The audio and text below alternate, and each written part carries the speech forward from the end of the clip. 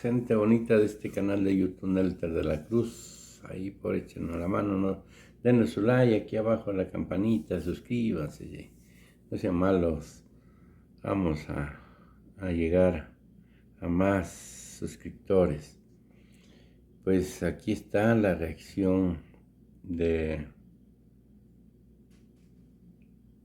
Claudio X González y a sus esbirros, los 3 partidos. Es de desquicio junto con los gatos del cártel de los medios. Vamos a la siguiente pregunta. Vámonos con todo.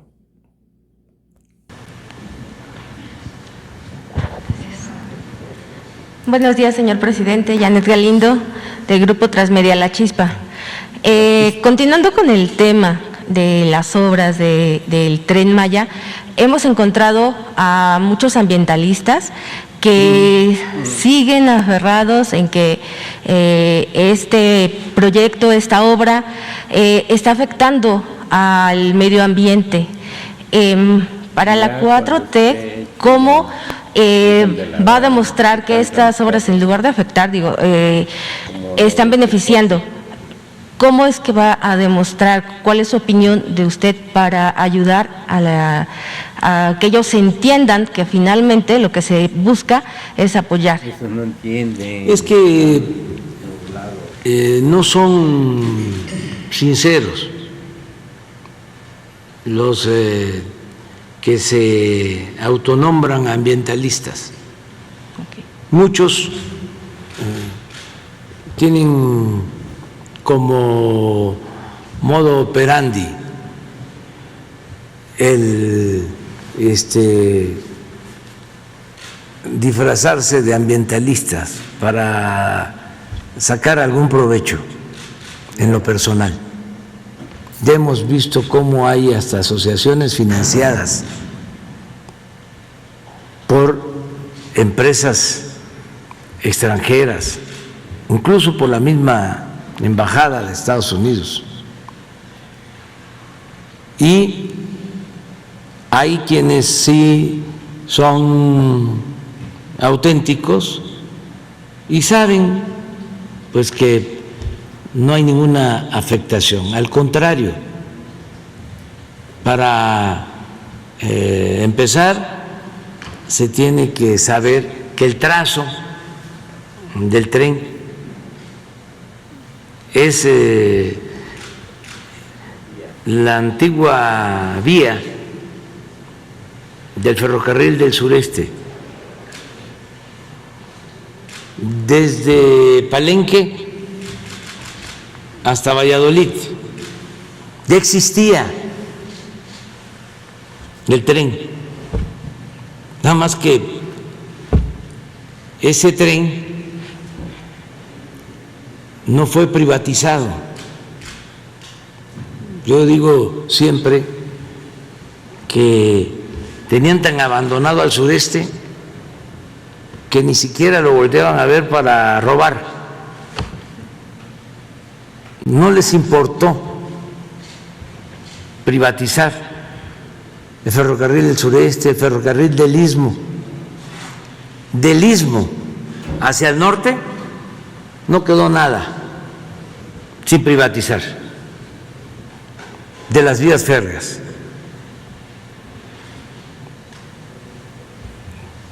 Pero del Istmo hacia Yucatán no les interesaba,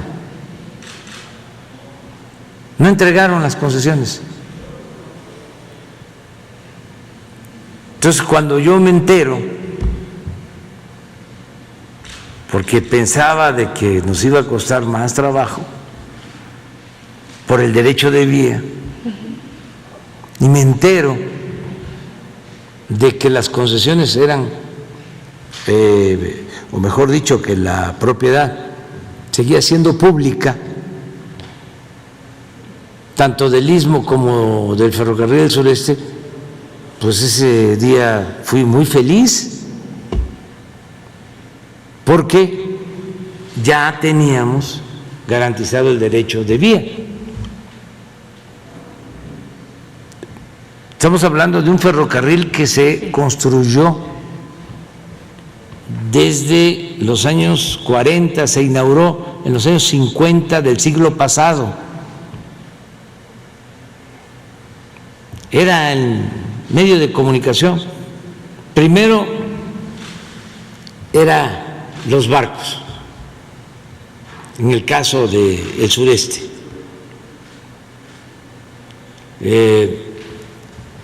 La navegación que se conocía de cabotaje, barcos que transportaban carga y pasajeros de puerto en puerto. Los puertos que todavía existen, Progreso, Sisal, Campeche, El Carmen, Frontera, Veracruz, antes Coatzacoalcos, se llamaba Puerto México, esa, incluso a La Habana, a Nueva Orleans. Eso era el medio de transporte, porque acuérdense que el único ferrocarril que existía portante hacia la Ciudad de México era el de Veracruz a la Ciudad de México. Entonces todo se hacía por barco. Luego fue el ferrocarril en los años 40, 50 del siglo pasado. Ese ferrocarril del sureste lo empezó a hacer el general Cárdenas, cuando el general Mújica era secretario de Comunicaciones y Transportes, y lo inauguró el presidente alemán en los años 50, 1952. Entonces, ese es el trazo de Valladolid hacia Cancún. El trazo del Tren Maya va en la autopista de Mérida a Cancún. El trazo que se está haciendo de Cancún a Tulum es un arreglo con ejidos y en algunos tramos va arriba, es un viaducto de la actual carretera. Lo mismo de Tulum a Chetumal y de Chetumal a Escárcega. Esa es la carretera. O sea que ya son zonas impactadas. No es meterse a la selva. Pero además de eso, de que no se está afectando el medio ambiente, el proyecto del Tren Maya incluye la conservación de todas las zonas arqueológicas de las antiguas ciudades mayas. Se va a invertir como 1.500 millones de pesos en Palenque, en Uxmal, en Chichén, en Tulum, Calakmul, para la conservación de las zonas arqueológicas. Además de eso, se van a crear como 4 o 5 parques o zonas de reserva ecológica. Por ejemplo, en Tulum, además de la zona arqueológica, todos los terrenos colindantes estamos hablando de 400 hectáreas, donde está actualmente el aeropuerto de Marina, más otro terreno que tiene el gobierno de Quintana Roo. Todo va a pasar a formar parte de una área natural protegida, unida a la zona arqueológica de Tulum, un parque ecológico. Lo mismo en Uxmal, 2,000 hectáreas, también de parque, de área natural protegida. Y así en otros casos. De modo que no hay nada que afecte al medio ambiente, al contrario. Bueno, a esto agréguele que en toda la ruta del tren se están sembrando árboles maderables, miles de hectáreas, en toda la ruta se está aplicando el programa Sembrando Vida. Y pues es una obra que va a ayudar mucho al sureste. Imagínense que llegan los fines de semana hasta 500 vuelos a Cancún. Estamos hablando de 13, 15 millones de turistas al año. Bueno, lo que queremos es que una parte de esos visitantes puedan internarse y llegar a Campeche, y llegar a Chiapas, y llegar a Tabasco, y conocer toda esa región que tiene un gran potencial cultural, artístico, de flora, de fauna, que es una de las regiones, lo he dicho muchas veces, más importantes del mundo en cuanto a riqueza arqueológica, completamente desconocida. Entonces, para eso es el tren. Y a mí siempre me llama la atención de que ya sean políticos o especialistas en lo ecológico, en defensa de derechos humanos, investigadores, intelectuales, periodistas, no le tengan respeto al pueblo, o piensen que el pueblo es tonto, que la gente no sabe discernir o no sabe decidir sobre lo que le conviene y lo que no le conviene, y que entonces somos nosotros, los expertos, los únicos que sabemos, y que el pueblo no sabe, que por eso la política es asunto de los políticos y la ecología es asunto de los ecologistas y la economía es asunto de los economistas y la cultura pues es asunto de los intelectuales, de los académicos. No, El pueblo tiene mucha sabiduría. La gente sabe qué conviene, qué no conviene. ¿Y por qué digo esto? Porque para construir el Tren Maya se hicieron consultas. Y ustedes pueden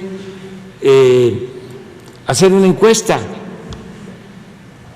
en toda la ruta del Tren Maya.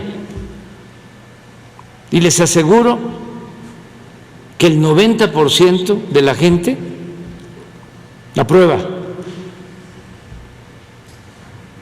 la obra, si no es que más. De la población o los lugareños. La población está de acuerdo. Sí.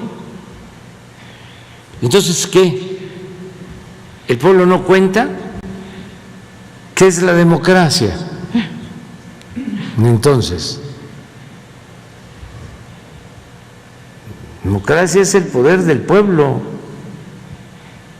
Es el pueblo el que manda, es el pueblo el que decide. Entonces, sí hay estos opositores y también hay que respetarlos, y hay procedimientos legales. Sí, eso. Ahora que resolvió la Corte Amparos. de que los que defraudan con facturas falsas no deben de ser sujetos a prisión preventiva.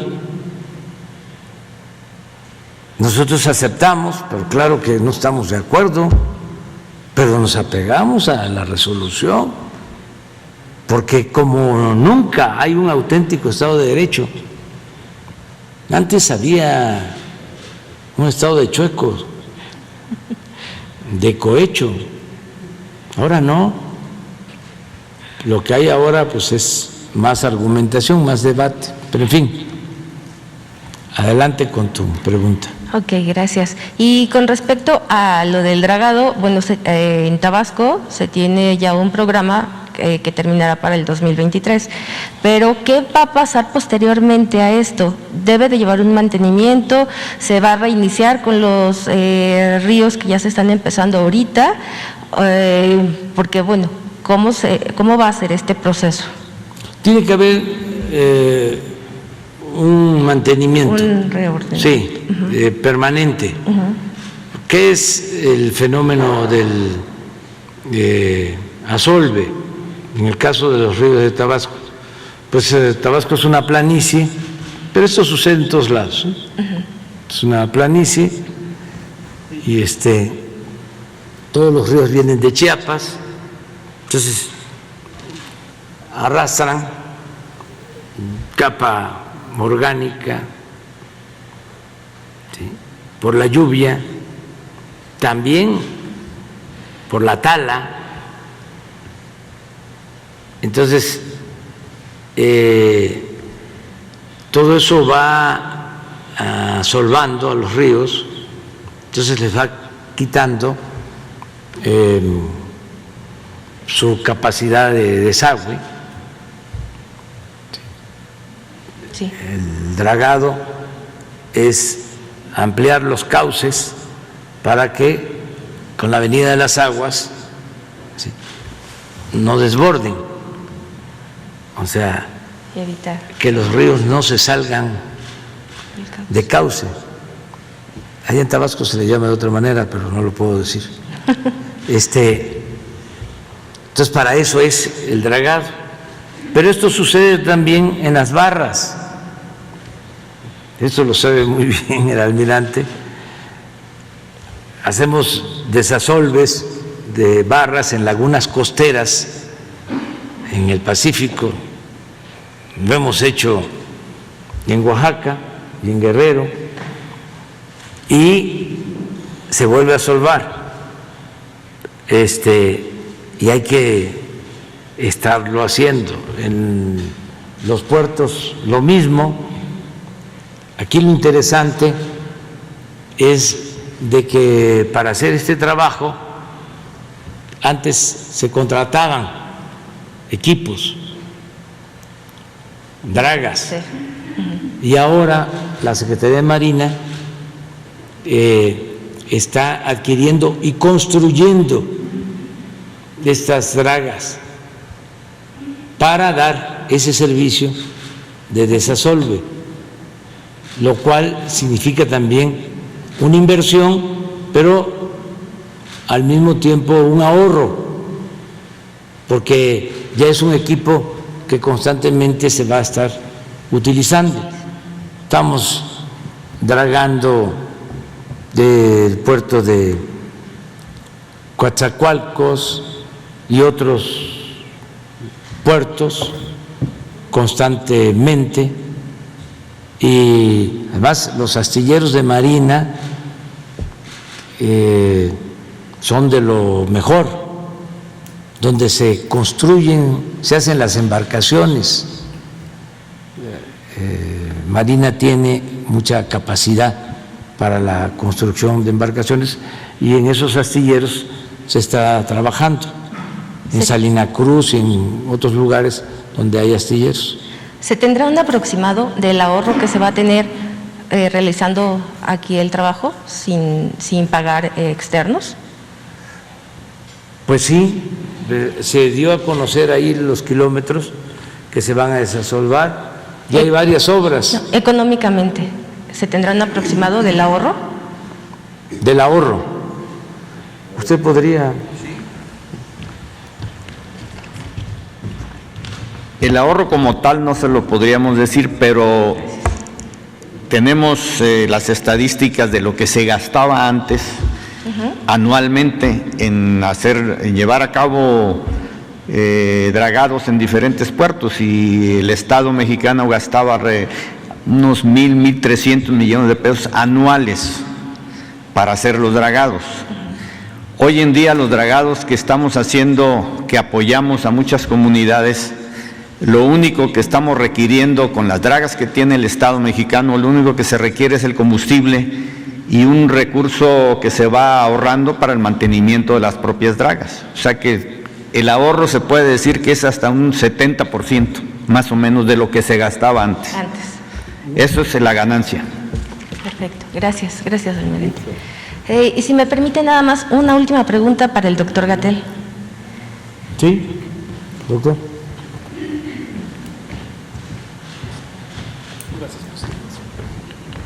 Gracias, con gusto. Buenos días, doctor. Buenos días. Bueno, la semana pasada se entró COFEPRIS a la Comisión Internacional para la Armonización de Requisitos y Técnicas para Productos Farmacéuticos para Uso Humano. ¿Nos podría explicar un poquito más sobre esto, por favor? Con mucho gusto y enorme orgullo.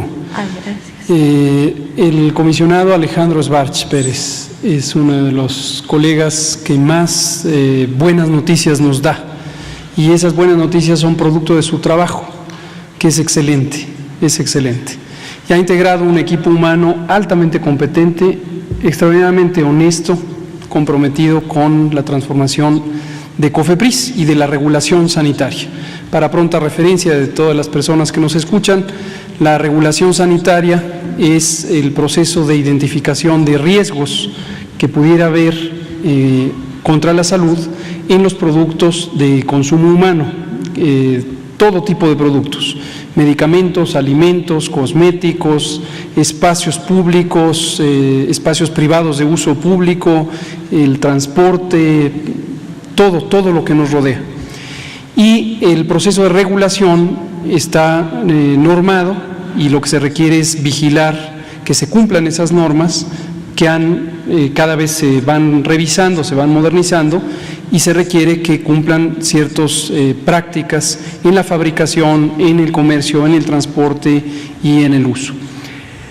COFEPRIS, como hemos dicho desde que empezó esta administración, era una de las oficinas de gran preocupación porque estaba plagada de corrupción, prácticamente desde su surgimiento.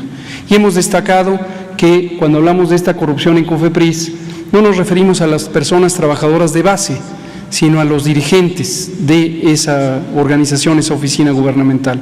A lo largo de todos los años precedentes, COFEPRIS estableció en el sexenio 2000-2006, muy al principio en 2003, y desde su nacimiento COFEPRIS estaba plagado de corrupción.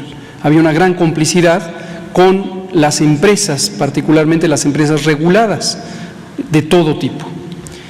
Desde que llegó el comisionado Alejandro Sbartsch, ha hecho un trabajo muy sistemático de limpia de todos estos procesos de corrupción. Alguna vez hablamos del famoso y emblemático, tristemente célebre sótano de COFEPRIS, en el que existían expedientes, más de 6,000 expedientes guardados para discrecionalmente ir dando permisos a las empresas amigas de los funcionarios del pasado y no tener un proceso transparente de regulación.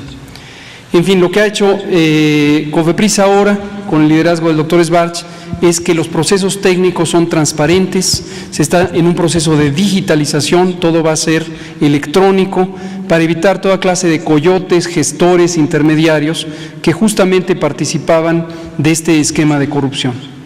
Y a lo que usted se refiere es ya un reconocimiento internacional muy claro de este cambio de prácticas.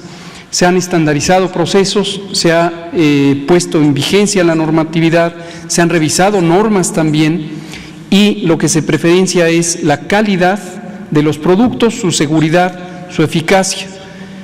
La Conferencia Internacional de Armonización Regulatoria lo que permite es la confianza de COFEPRIS en otros países. Y una cosa que es concretamente muy relevante ahora que tuvimos la oportunidad de acompañar al presidente a Washington, a la cumbre de líderes de América del Norte, con este reconocimiento, COFEPRIS se incorpora a una lista de solo 4 países en toda América que pertenecen a esta conferencia, y son precisamente, además de Brasil, en el lado sur, Estados Unidos y Canadá. Entonces somos la primera región económica del mundo en donde sus 3 miembros son parte de esta Conferencia Internacional de Armonización Regulatoria. Y esto nos va a ampliar el horizonte también en beneficios económicos, porque las agencias de regulación sanitaria de Canadá, Health Canada, y de Estados Unidos, la FDA, van a poder confiar en COFEPRIS directamente porque seguimos las mismas prácticas, los mismos estándares técnicos y el alto desempeño. Esa es la noticia. Muchas gracias. Sí, la compañera. Pues ahí está la respuesta. No se les olvide darnos su like, suscríbanse.